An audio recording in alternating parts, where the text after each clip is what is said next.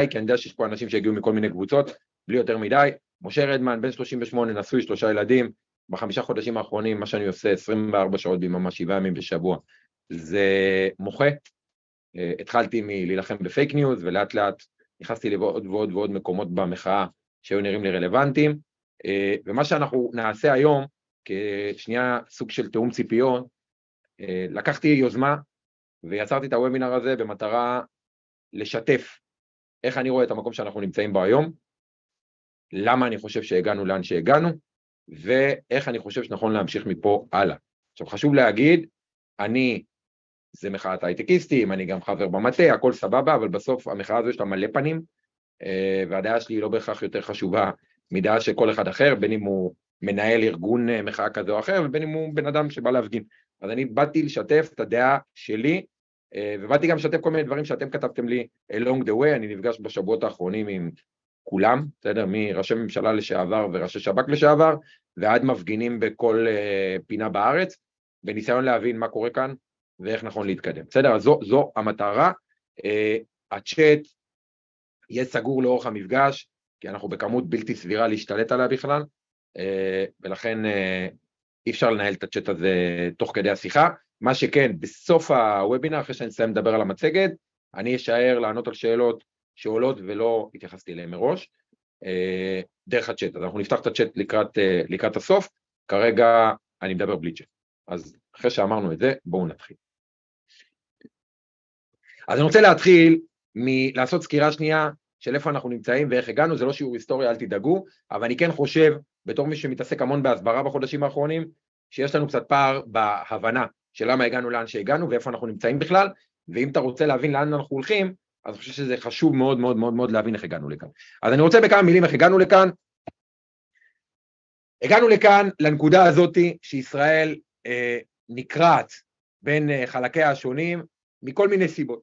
המרכזיות שבהן, כמו שאני רואה אותן, אחד, וצריך להגיד את זה, ועכשיו אם יש פה, ואני יודע שיש פה, כל מיני בוטים מהצד השני, וכתבים של ערוץ 14, אז היי לכולם, אני לא סופר אתכם יותר מדי, אז אתם יכולים להקליט מה שבא לכם. אז בראש ובראשונה, יש לנו ראש ממשלה מואשם בפלילים, זו האמת. יש לנו ראש ממשלה שמנסה בכל דרך אפשרית, כמו אריה, שמנסים להכניס אותו לכלוב, הוא מנסה לברוח מהכלוב, וכנגזרת, הוא משתולל בכלוב, או מחוץ לכלוב כבר הרבה זמן, והורס פה הרבה דברים בדרך. בין היתר, לדוגמה, הוא מכשיר טרוריסט כמו בן גביר, להיות שר במדינת ישראל. אז זה דבר אחד משמעותי, שיושב כאן במקום שאנחנו נמצאים. הדבר השני, יש לנו, כשאני אומר, זה המחנה שכרגע מרכיב את המחאה, שהמחנה הזה, למרות שרוצים להציג אותו כאליטיסט, אשכנזי, פריבילג, שמאלני, הוא לא כזה ולא כזה ולא כזה, ואני העדות הכי טובה.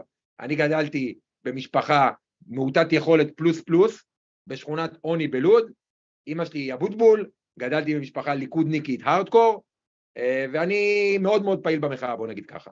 ולכן המחאה שלנו, בעיניי, היא ממש לא של צבע אור כזה או אחר, או אזור כזה או אחר גיאוגרפי במדינה, ולא משנה כמה מכונת הרעל תנסה לדחוף את זה. המחאה שלנו היא של כל מי שמתון across the board, הוא יכול להיות דתי, הוא יכול להיות חילוני, הוא יכול להיות מהפריפריה, הוא יכול להיות מהמרכז, הוא יכול להיות אשכנזי, הוא יכול להיות מזרחי, אוקיי? אבל אחת הבעיות שיש לנו כמחנה, זה שיש לנו מלא ערכים, שירתנו בצבא, אנחנו אוהבים את הארץ, אנחנו לא מתכוונים לרדת מהארץ, אנחנו ציוניים על מלא מלא מלא מלא, אבל לא השכלנו לגבש תפיסת עולם מלאה. בניגוד לצד השני, שהוא כבר במשך שנים מגבש לעצמו תפיסת עולם ברורה מאוד, בין אם זה המתנחלים שיש להם תפיסת עולם מאוד מאוד ברורה, המשיחיים אני מתכוון בעיקר, המתנחלים הקיצוניים יותר, בין אם זה החרדים שיש להם תפיסת עולם מאוד ברורה, ובין אם זה גם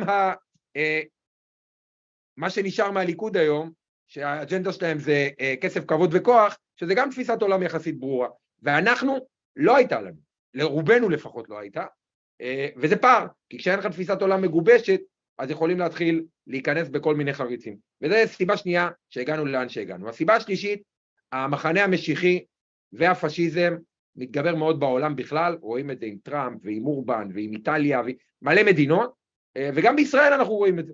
בישראל דברים שלפני שנים ספורות היו טאבו, והיינו רק, האוזניים היו נופלות רק מלשמוע אותם, הם היום עניין של מה בכך.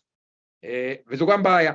הדבר הרביעי שהוביל אותנו לכאן, אין לנו תקשורת בישראל. אני לא ידעתי את זה, אני מודה, ובחודשים האחרונים שאני מתעסק הרבה בהסברה, אני תופס את השערות, ואני אומר, איך יכול להיות שאני עם צוות המתנדבים, שזו הזדמנות דרך אגב מדהימה להגיד להם שאתם אלופים, מת עליכם, כל המתנדבים שעוזרים לי בתחקירים, עולה עליכם. איך אני צריך להגיע למצב שאני עושה תחקירים, ואף אחד מהעיתונאים לא מרים כפפה. בודדים, אולי פה ושם, איזה בן כספית וכאלה, אבל בגדול, העיתונות בישראל מתה. היא לא עושה את העבודה שלה. גם אלה שקיימים, הם מהאום, הם לא באמת עיתונאים. אז זו עוד בעיה שהביאה אותנו לכאן. הבעיה החמישית, והיא לא בעיה רק בישראל, אבל בישראל יש לנו ראש ממשלה שיודע ללבות אותה יפה יפה, נאבדה האמת. אין יותר אמת. יש היום אמת לשעתה, או אמת אלטרנטיבית, אוקיי? אני מדבר עם אנשים, אני נותן להם נתון, אני אומר להם, תראו, מישהו אמר שקצבת אברך עלתה ב100 שקל, אני אומר לו, לא, תראה, היא עלתה ב600 שקל. הוא אומר לי, אני לא מאמין לנתונים שלך, אני מאמין לנתונים שלו. אבל נתון, זה משהו אבסולוטי. אז הגענו למצב שהאמת היא כבר נתונה לפרשנות, וזו בעיה מהותית, תכף נדבר על איך אפשר לנסות לפתור אותה, ואולי אנחנו נהיה הראשונים בעולם שפותרים אותה, אבל זו בעיה. דבר נוסף, המחנה שלנו ברמה הפוליטית עשה מלא טעויות, בסדר? מלא טעויות, לא ניכנס לשמות, או בעצם כן ניכנס לשמות, למה לא? מרב מיכאלי, ויאיר לפיד שלא ידע לאחד את המחנה, ובקיצור עשו מלא טעויות, במרכז שמאל, אפילו ימין גדעון סער וכן הלאה, היו שם מלא טעויות פוליטיות. הדבר הבא שגרם לנו להגיע לאן שהגענו, זה אנחנו לא הבנו מספיק טוב, אני אומר על עצמי ועל כל מי שאני מדבר איתו ביום יום, לא הבנו מספיק את האיום בצד השני. הצד השני, כשאני מדבר על הצד השני, זה לדוגמה מישהו כמו סמוטריץ', שיוצא לך לשבת איתו, ויצא לי לשבת עם מלא מהחבר'ה שלהם, כולל חברי כנסת, כולל שרים, הם נראים אנשים נחמדים, כמוני כמוכם, אבל לא הבנו את האג'נדות, את תפיסות העולם, את מה הם רוצים לקדם, את איך הם רואים בנו כסוג של חמורו של משיח. באמת, אני לוקח בצורה הכי חסרת מעצורים, אני אגיד על עצמי, בורות, בסדר? בורות, ושכל אחד ישאל את עצמו אם הוא גם היה בור. לא הבנו מה עומד בצד השני. והדבר האחרון שהביא אותנו לכאן, ועליו אני אדבר עוד הרבה בהמשך, יש פה קו פרשת מים שגוי במשך שנים. במשך שנים יש פה ראש ממשלה, עוד משנת 96, שמלבה כל מיני מחנות שבעולם האמיתי כבר לא היו אמורים להיות קיימים. ימין ושמאל, מזרחים ואשכנזים, דתיים וחילונים, כל מיני דברים שנוח לו לקחת את הדבר היפה הזה שנקרא העם הישראלי, בסדר? גם היהודי וגם הישראלים הערבים, לקחת אותנו ולחתוך אותנו לכל מיני חתיכות, שהן חתיכות פיקטיביות, שהן משרתות רק אותו. אין כבר ימין ושמאל באמת, בטח לא דרמטי כמו שהוא מציג את זה כל הזמן, השמאלנים יעשו ככה והימנים ככה, אין כל כך כרגע עם מי לדבר גם ככה, אין מזרחים ואשכנזים, אני דוגמה לזה, הילדים שלי דוגמה לזה, אתם מכירים המון דוגמאות לזה, וגם דתיים וחילוניים, זה שאלה אם צריך להסתכל עלינו כשני צדדים, או צד אחד של יהודים ולא יהודים, או בקיצור, אין את המחנות האלה, אבל מה כן צריך להיות? צריך להיות קו פרשת מים חדש, ועליו אנחנו נדבר בהמשך, אבל אלה הדברים שהובילו אותנו לכאן, קודם כל.